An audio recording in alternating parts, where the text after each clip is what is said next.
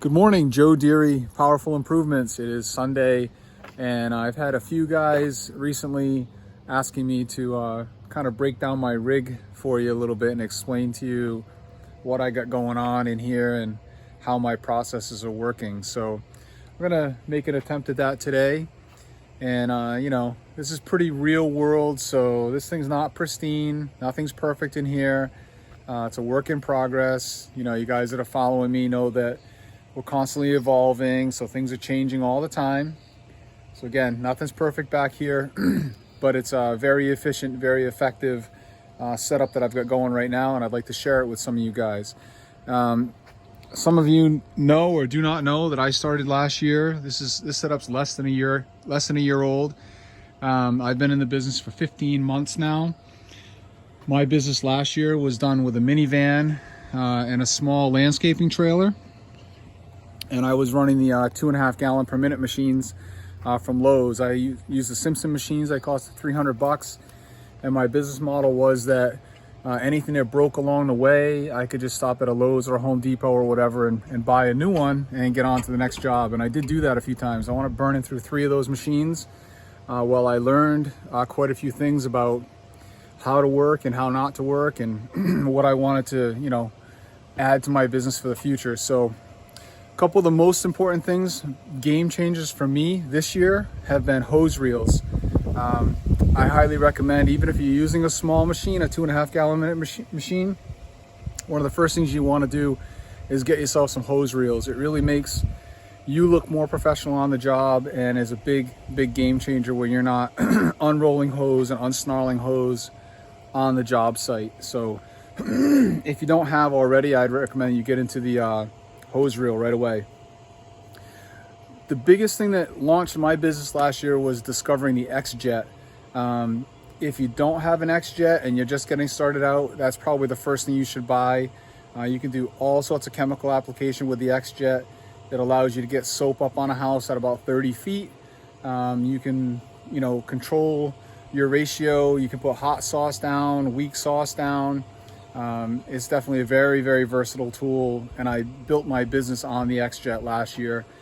This year I started out X-Jetting a little bit. Then I got my 12-volt system, which you see here, the Gen 2 for roof washing. And we used that for a lot of house washing a few months ago, or less than a month ago. And now we switched up to downstreaming, and that's what I'm probably doing moving forward. I'm finding that to be probably the most efficient way for me to roll. But I'm gonna break down some of what's going on this rig. So I got currently 3 hose reels on here. Okay, this is my water inlet. So the first thing we do when we get to the job site is we go hook this up to the client's house, and that brings water to my truck.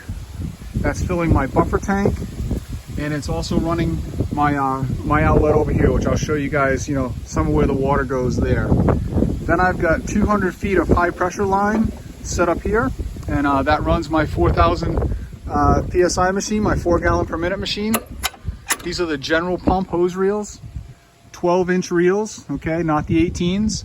Because I do have a 6-foot bed here, so there's not room to put 3 18s, but 3 12s fit. You have to take into account for the swivel on the end and the handles here. So when you build these out, they're 20 some odd inches, even though it's a 12-inch reel. Then we've got the Titan reel. This is the 12-volt reel. This came with it. Fits on there nicely. Does overhang my rack a little bit on this side. So that's what's running my 12-volt. Now in the back here, I got my Gen 2. This is my dual pump setup. I got this from the Power Wash store. I'm charging it currently. I bought this nice DeWalt 30 amp charger. Charges that marine battery very quickly. And I leave it overnight on the charger a few times a week. But every day in the morning when I wake up, I come out here and put this on the charger and make sure my battery is good and boosted for the day. It's got 2 4.9 gallon per minute pumps in there that run separately on switches. Okay, you're only running 1 pump at a time. It's not a, dual pumps don't mean necessarily that you're running both at the same time. I'm only running 1 pump to run the system. This is an accumulator here, which helps build up pressure and keeps your pressure evened out a little bit.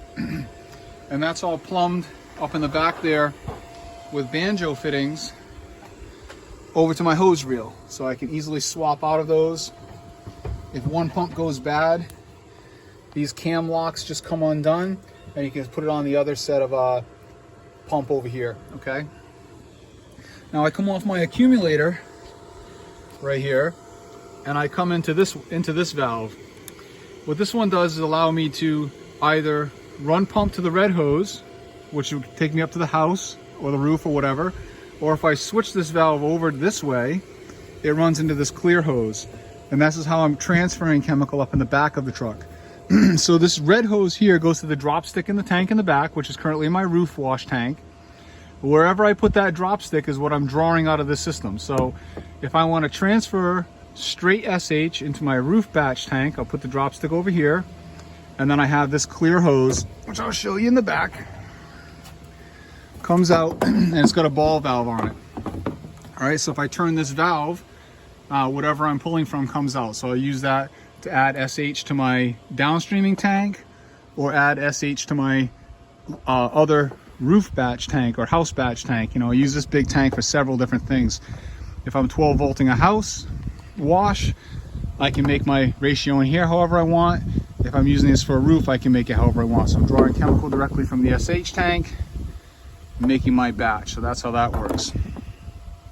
Okay, this is my water inlet. I've got this set up right here. This red hose on this brass valve goes directly to my buffer tank, so that's constantly filling. This black hose goes up here into my batch tank. Also easily comes out so that I can put water in either one of these batch tanks that I want without having to transfer things around. And then this green hose, this leader hose, I use as a washing station, emergency station. It's usually hanging off the back of the truck over here. As I'm getting chemical on myself, I come over here, turn the valve, wash myself off. This one is going to come up to the rack, and I'm going to wind up making a shower off the back of my truck. So in the summertime, I can take a shower if I want to. If you're not running a buffer tank, I highly recommend that you do. Our 4 gallon per minute machine probably doesn't need one in a lot of cases, but out here we have a lot of slow wells in New England, so I run the buffer tank. But besides that, it also helps you catch a lot of debris. If you look down in there, I got to clean the tank. That is full of sand and silt that has come out of people's water supplies. And if I didn't have the buffer tank, that'd be going directly to my pump. So it's in there, settles in there, but then I also have this inline filter right here, a canister filter. It's got a nice fine mesh screen in it. Takes a lot of the other large debris out. There's also a ball valve right there, so I can turn this off. So I can turn the water off from the tank, clean the filter, put the filter back on, turn the water back on. Then this supply line is a nice heavy duty contractor grade crush proof line. You can drive over this with your car, it won't crush. And it goes right into my machine. And in here we also have a screen as a way to catch even more debris. This pump, another big game changer for me this year, was recirculating, again, to have a buffer tank. You have this recirculator that comes out, so when you're off the gun, the pump isn't continually building pressure and getting hot. It has a release. And this goes back up into my buffer tank, which I've plumbed right there. So this will continually recirculate water, which allows me to let this machine run constantly. So I'm not constantly having to pull the trigger. I could be up the ladder, doing something different, talking to the client, walking around the house, and this thing can run indefinitely without me having to constantly squeeze the trigger, being worried about burning up a pump. So that's been a big game changer for me too. Saves me a lot of aggravation. So we're currently downstreaming. This is my downstream injector. This quick releases in and out. I've got a few of these now as spares because they don't last forever. And then off this barb, I've got this 1/4 inch hose that goes to a simple drop stick that I made with a screen on the end, which goes into my 15 gallon tank. A lot of guys are using 5 gallon buckets, whatever, that works too. I've got this strapped right in here so it doesn't go anywhere. And at the beginning of my day when I'm downstreaming, if I'm doing a few houses, I'm creating 15 gallons of mix, and that's getting me 2 or 3 houses, so I'm not constantly making mix while I'm out there. Keep a few different soaps stashed in different places. That's the LA Awesome laundry detergent. I use that on a lot of roofs, works really well. I've got a gallon of Snotlemonade down in there, which has got a nice lemony scent. We've been using that quite a bit. So the machine I'm running is a Pressure Pro 4 gallon per minute, 4,000 PSI with a cat pump, belt drive. Really like this machine. Runs fantastic. I've had no issues with it running. I have broken the pull cord a couple times. I've got a new one on here now. This body is rotatable, so you can turn this to make it so that your pull is straighter. Okay, it came, you know, clocked this way a little bit, so my pull was up, so it was wearing a cord out a little quicker than it should have. But you're able to undo these couple bolts and turn this very easily and get it to be, you know, straighter pull for you. If you don't have a vise on your rig, I highly recommend you get one. If you try to take any of these high pressure fittings apart, any of those things apart with a wrench or a pair of pliers and an adjustable, you're going to find yourself very frustrated on the job, because after they sit for a little while, they do not come apart. You put them in a vise and you can really torque on them and break them apart. Okay, I've got a few other things that I hide on the truck. And guys, I got a lot of ladders. You know that I'm using ladders a lot. If I'm on uneven ground, sometimes I have to level a ladder. I keep a small piece of 2x4 here as a leveler, and I keep another small piece of 4x4 here that I can use as a leveler to try to get my feet a little square. I keep my nice gutter brush up in here. I keep an extra 50 feet of line, high pressure line under there. Over here I keep a simple push broom. I keep my gutter tool. This is fantastic. If you don't have one of these, you might want to invest in them. You can buy them online. I think the head of this thing was like 20 or 25 bucks. And then you can put on any kind of pole you want, as long as you want. This is about all I like to manage though from one side. In here also, I keep a 10-foot extension pole. You know, this thing opens up, you slide it out, telescopes, put it back together. I think this thing, forget what it opens up to, it's pretty good size. Opens up to like 16 or 18 feet. So that's about all the reach I usually need. Put my green brush I just showed you on the end of that. And then I also keep this tool, which I made myself, which simply has a hook on the end. Sometimes you need to reach up and pull a branch or pull a stick off a roof or something like that. It's a very versatile tool. You do a variety of things with that. I keep that in there too. Keep my 5-gallon gas can tucked in here nicely. I keep this 6-foot ladder stacked up in here. I use this a lot to hit certain angles. Keep a 5-gallon bucket over here. Keep it upside down so it stays clean. And then I keep a couple safety cones down there all the time. Pump up sprayer down here in case I need it. And then I also have my Surface Max. You can't probably see it.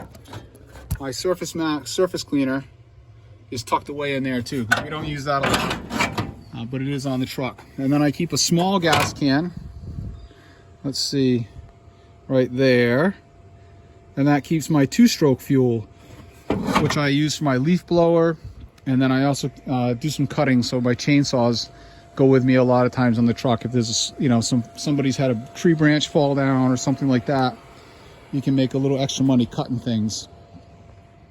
Okay, and then inside my truck, all sorts of stuff: extra clothes, leaf blower, cordless drill, extra parts, screens, pump spray or hand spray bottles, okay, boots, some different hoses.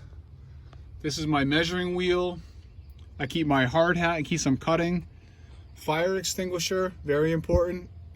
Not only if you start a fire on your rig, but if you start a fire on somebody's house, you need to be able to put it out. Keep a bunch of tools and multiple sets of gloves. I also keep a squeegee on the truck. I found this to be very handy when water's pooling, or if you're doing flat concrete work where you're not having any drainage, you can push the water where you want it. Okay, that's basically it. Pretty simple rig. This is an 07 F250 that I bought used and has worked out very well for me. Lettering the truck has been one of the key marketing components. Everybody sees this truck. It's very recognizable in my town. You've got your information on the truck, and it's really been the way to go. Again, last year I started out with a minivan and the small machines, and didn't look nearly as professional as this rig does. I built this skid all out of wood in the winter this year.